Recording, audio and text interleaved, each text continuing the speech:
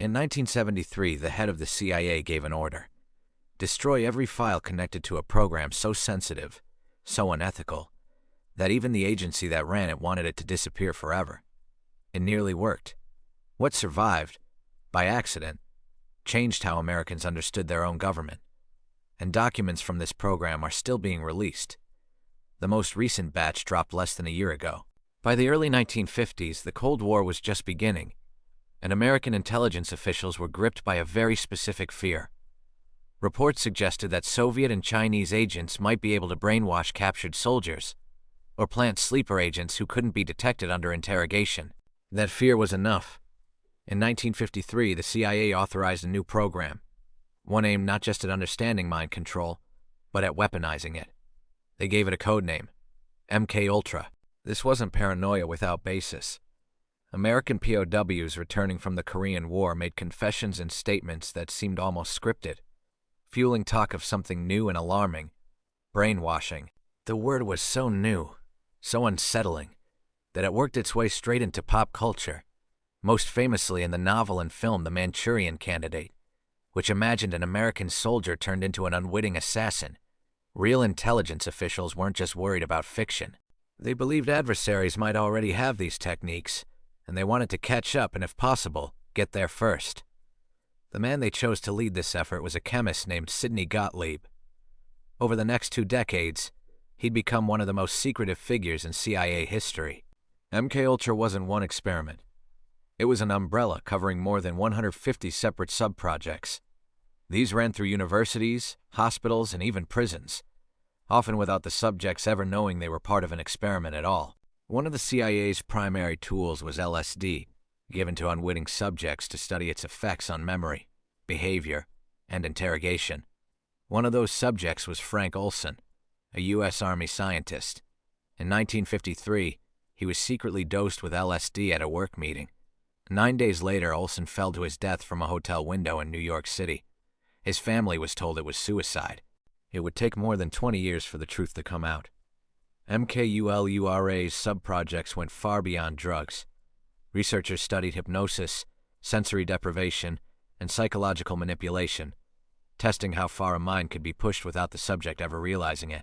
One especially controversial sub-project, later nicknamed Operation Midnight Climax, used undercover safe houses to dose unsuspecting members of the public and observe their reactions without consent and without oversight. Internal reviews conducted years later found that unwitting testing on ordinary citizens wasn't a one-time mistake. It happened repeatedly, across nearly the entire 2-decade run of the program. And Frank Olson wasn't an isolated case either. He's simply the one whose story became public first, because his family refused to let it stay buried. By 1973, the Watergate scandal was consuming Washington, and the CIA's director grew afraid of what else might be exposed.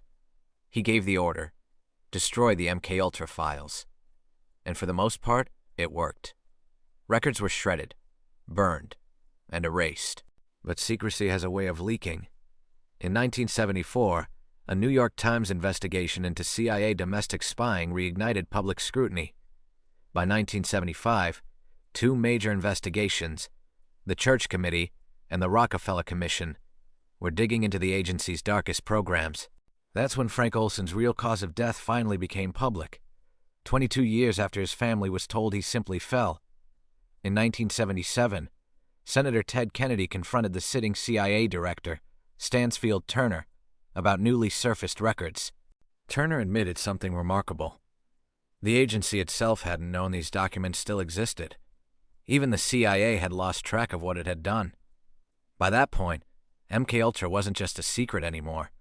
It was a scandal the agency could no longer contain, no matter how much it had tried to erase. For years, it seemed like the truth about MKUltra had been destroyed for good. But in 1977, something unexpected happened. A Freedom of Information Act request turned up 7 boxes of documents that had somehow survived the original purge, misfiled under budget records instead of the operational files that were supposed to be destroyed. Those 7 boxes became the primary evidence historians still rely on today. And the releases didn't stop there.